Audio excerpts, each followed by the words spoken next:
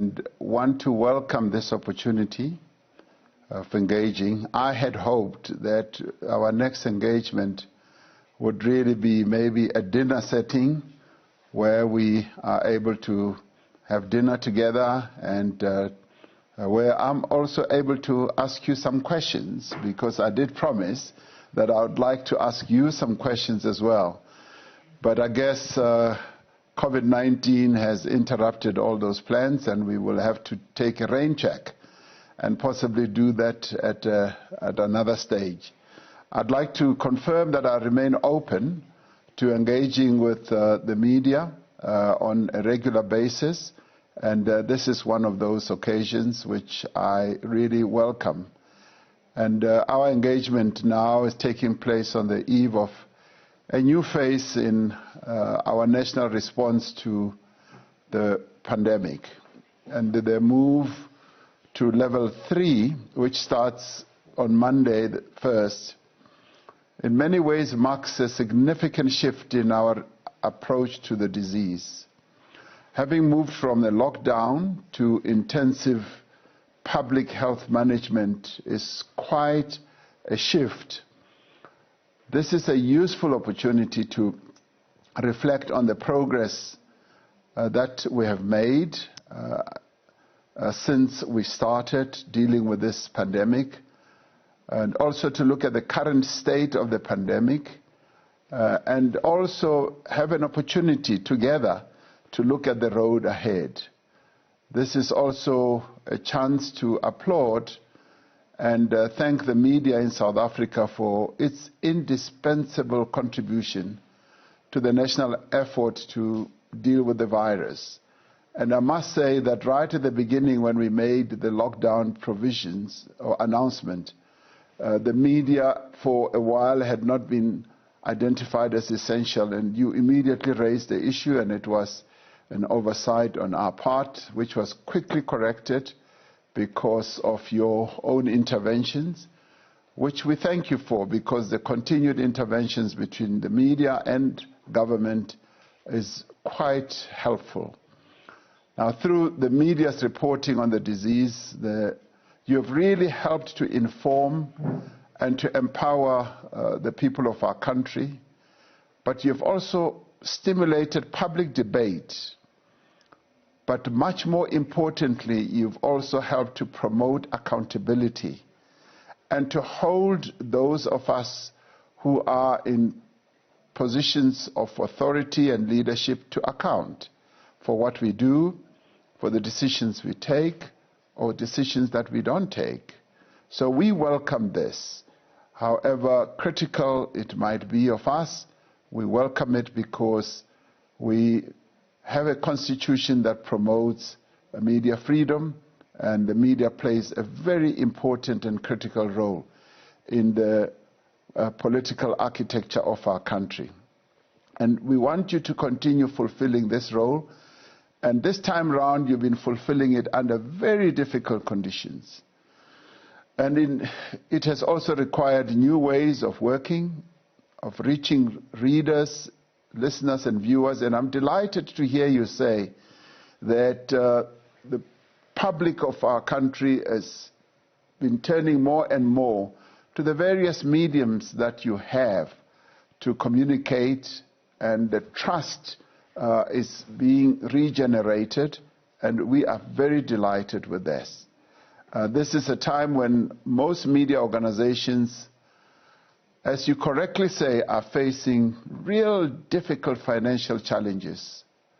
Now, I'm glad to hear that you're having your SANEF forum tomorrow, and we would like you to engage with government on some of these challenges in a, if you like, a particularized way, so that we are fully aware of some of these challenges and see the extent to which, without interfering with the independence of the media, where government can be able to reflect, to suggest, or to even assist.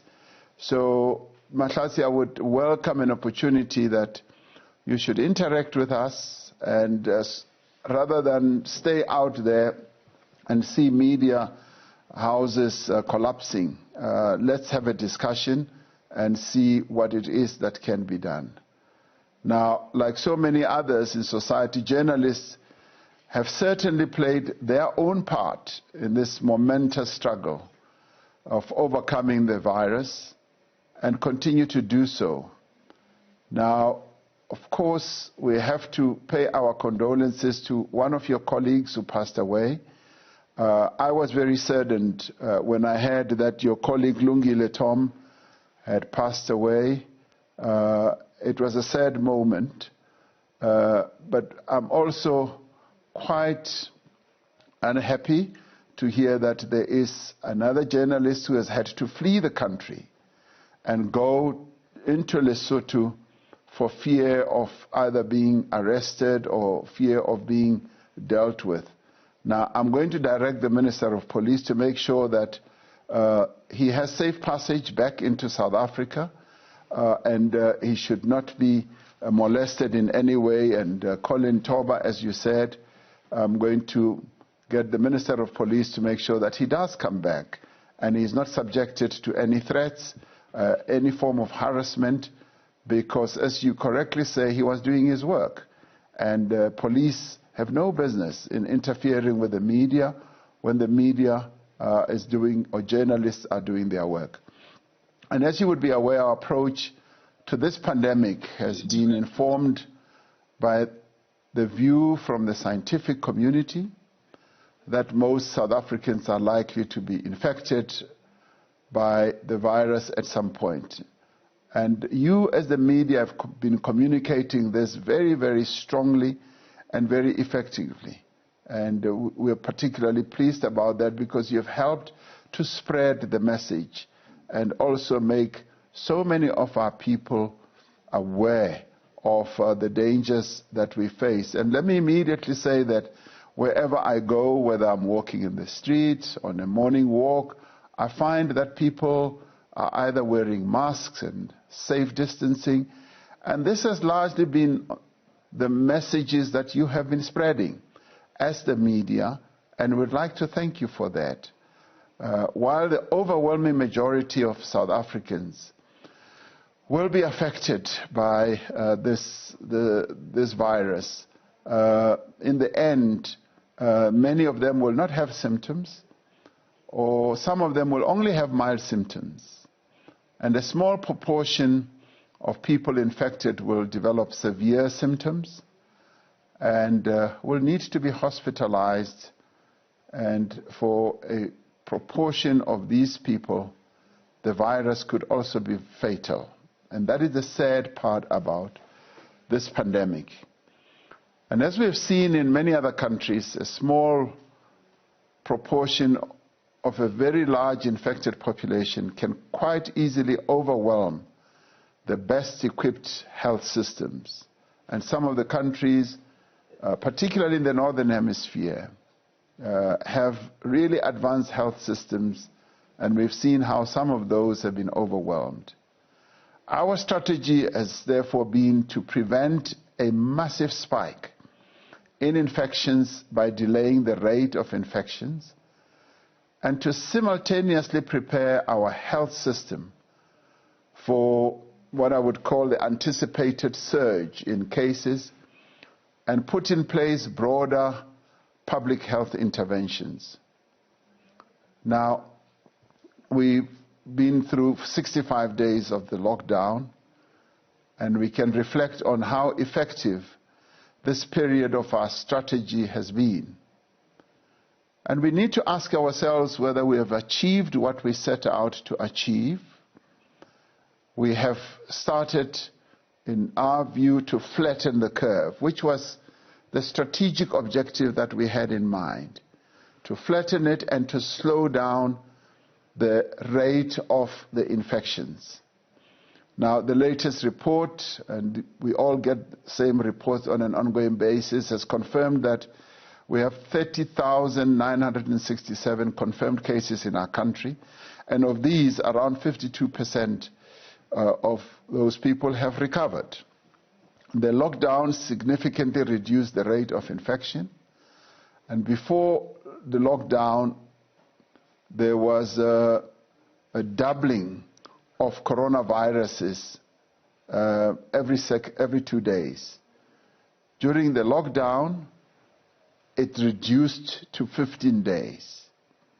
During the easing of the lockdown, with the implementation of level 4, we found that the doubling of the infection is now reduced to 12 days. Now, of course, the Western Cape has been the hardest hit by this disease.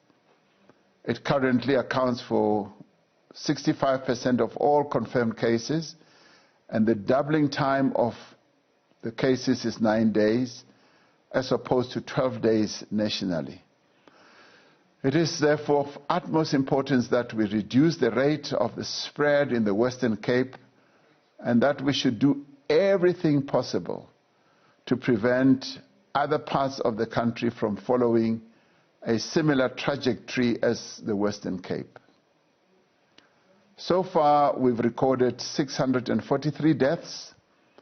Now, this is a case fatality rate of 2.1%, which is far lower than what you would call the global average of 6.4% and the European average of 8.5%.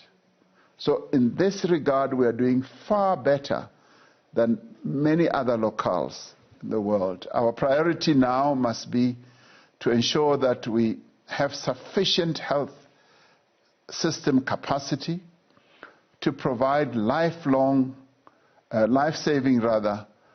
care to all those who may need it. In the coming weeks, we should expect an exponential rise in cases, and we need to deploy all the means at our disposal to continue to flatten the curve. Now, we have strengthened our public health interventions. Since we began our community screening, we have over 13 million individuals in our country who have been screened. And of all those, 188,000 have been referred to testing. Now, all in all, when it comes to testing, so far we've tested 710,000 South Africans. Now, these were referred to through the community screening process that we said we would embark upon. This is a phenomenal achievement looked against what is happening in other countries, but more particularly also on our own continent. We are testing much more than others, but we will not stand on rooftops and boast about this like others do. Now, as people return to work, school as well, and studying, we will be significantly expanding the screening effort to all places where people congregate. However, with such a high proportion of asymptomatic cases, we need to complement screening with a range of other preventative measures. We also need to be more targeted in our testing due to the severe global shortage of test kits and supplies. Now, another important element of our public health response is contact tracing. Nationally, around 96% of identified contacts are being traced. Although this number is significantly lower in the Western Cape and in the Eastern Cape, still this remains an area of weakness in our interventions. We are currently identifying an average of 2 contacts for each confirmed case, whereas other countries like South Korea have been identifying around 20 contacts per case, which is quite phenomenal, and that is where we want to get to. We have improved the capacity of our health system, and we're keeping improving it. And we're guided by the modeling that has been done on the trajectory of the disease. We have been working hard to expand the capacity of our health facilities. To date, over 27,000 beds in the public sector have been allocated to COVID-19 patients. And I'm acutely aware, Mahlatsi, that you would like to know much more information about what is happening with people who are admitted, how many are in ICU, and all that. And I agree that that information should be made available, and we should be able to create a platform where that type of information can be easily available. I don't see any reason why that type of information should not be available, including the age profile of those who are infected, the regional profile, and the district profile, and much more, even a ward profile. Should be built, and we should be able to have access to it. Now, the field hospitals that are currently being built will have around 13,000 beds.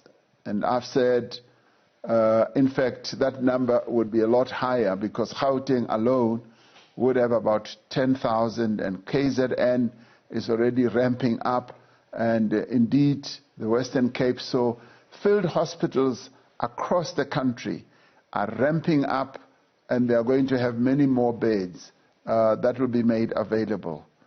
Now, with the assistance of various governments and companies, as well as foundations, we have been able to mobilize significant quantities of personal protective equipment and other medical supplies, both diagnostic and in some cases therapeutic, as well as ventilators.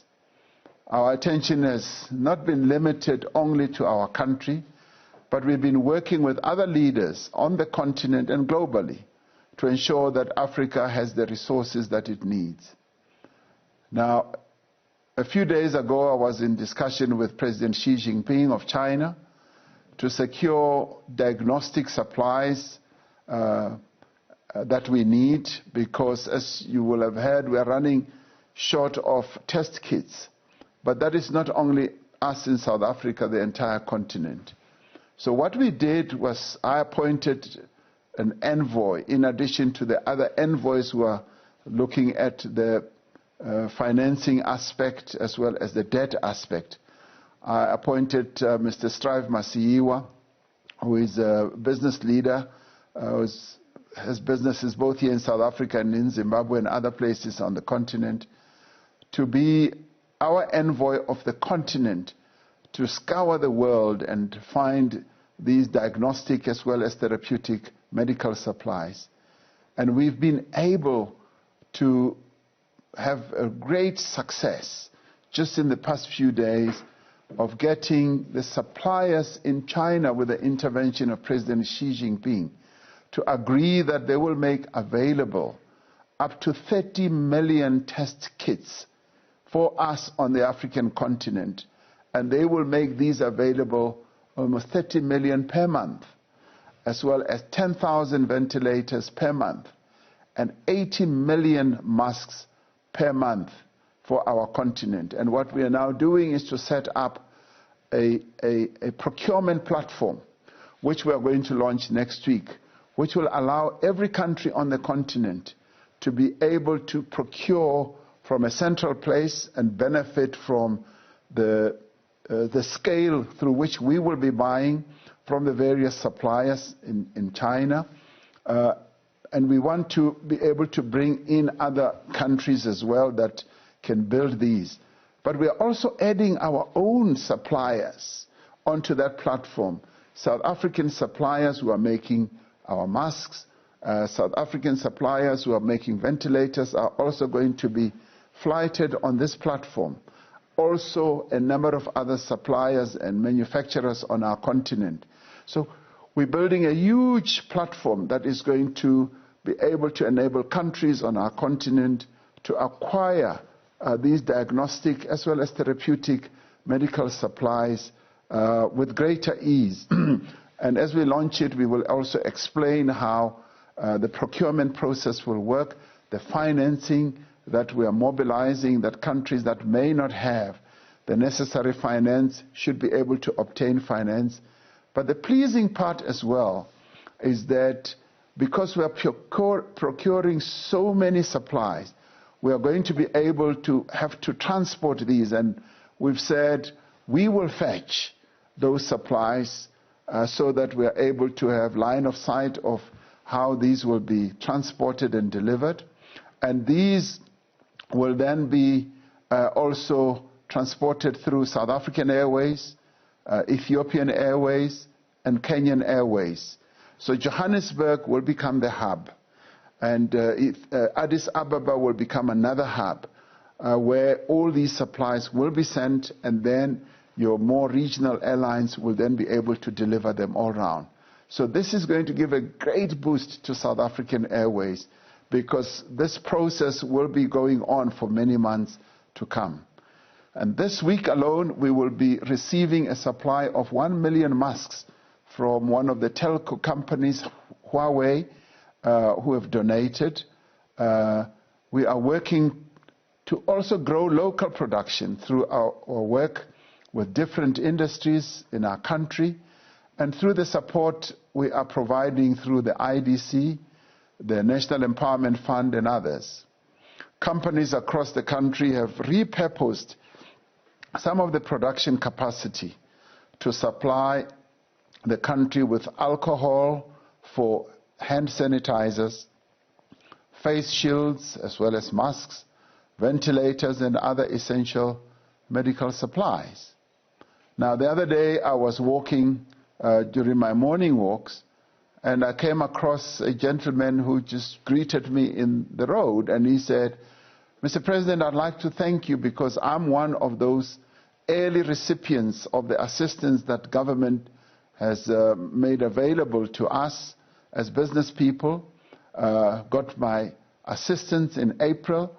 I've now imported a machine that is going to make masks.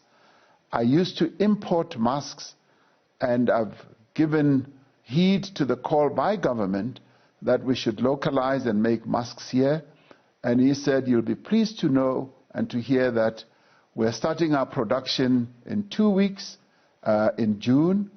We're going to start producing masks, and we are going to employ 75 people from our newly constructed manufacturing facility." So that, for me, was very pleasing, and it gave credence to this idea that we've been articulating, that localization has to be one of the spin-offs that we get from COVID-19, because this is the time when South African companies can live up to the challenge of producing all these diagnostic as well as therapeutic medical supplies that we need.